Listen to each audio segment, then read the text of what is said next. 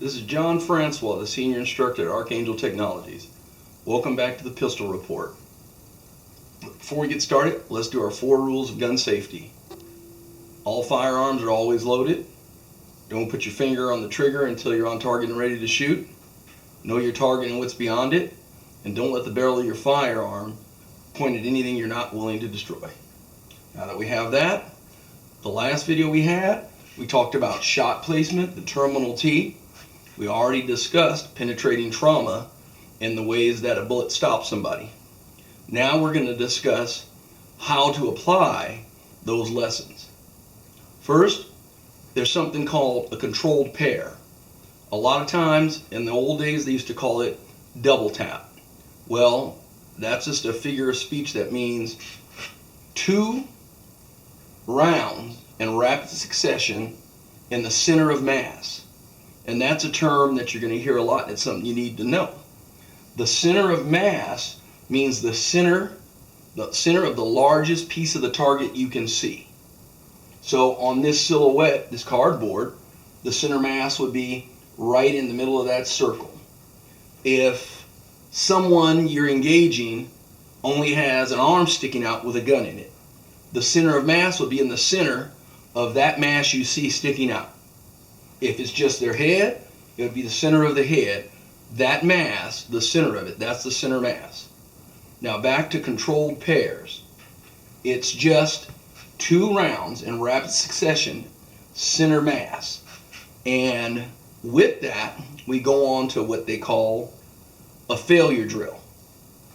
When I was a young policeman, they used to say a controlled pair, and if the target is still aggressive and moving towards you, you raise your sights and put 1 bullet into the place that you know is a better chance at stopping them. So we used to refer to that as a failure drill. So once again, a controlled pair in the center mass. If you assess and the target is still a threat, you line up your sights, get a good sight picture on the head, and pull the trigger, fire once. So the logic behind it is 2 rounds center mass. We talked about hydrostatic shock.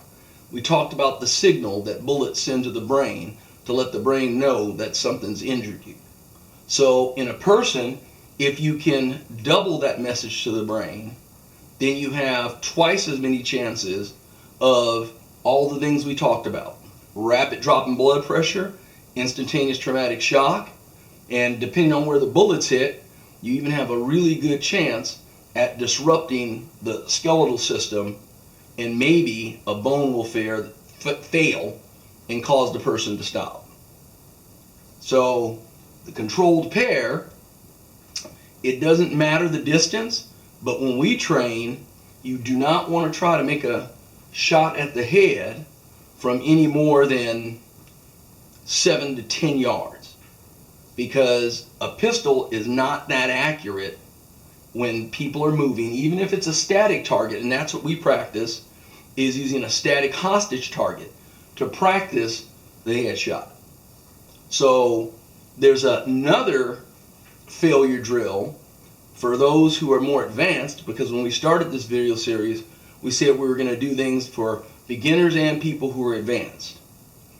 We have nowadays a lot of threat of active shooters and even terrorist act, and they can be the same. An active shooter can be a terrorist act, and the wisdom and the convention on it right now is the way of dealing with it is run, hide, and last resort is fight.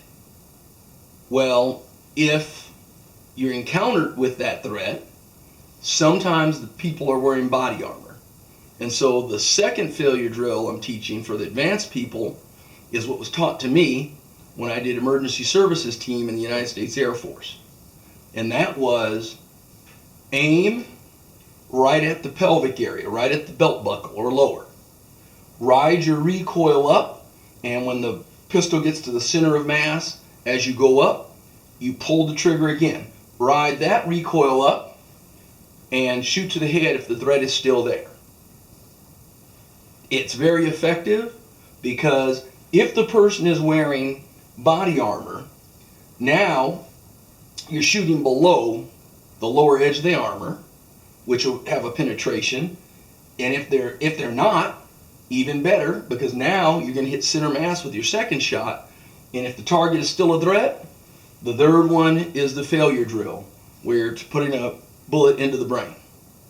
So until next time, anybody have any comments or want to see more of these videos, please get in the comments and leave a message.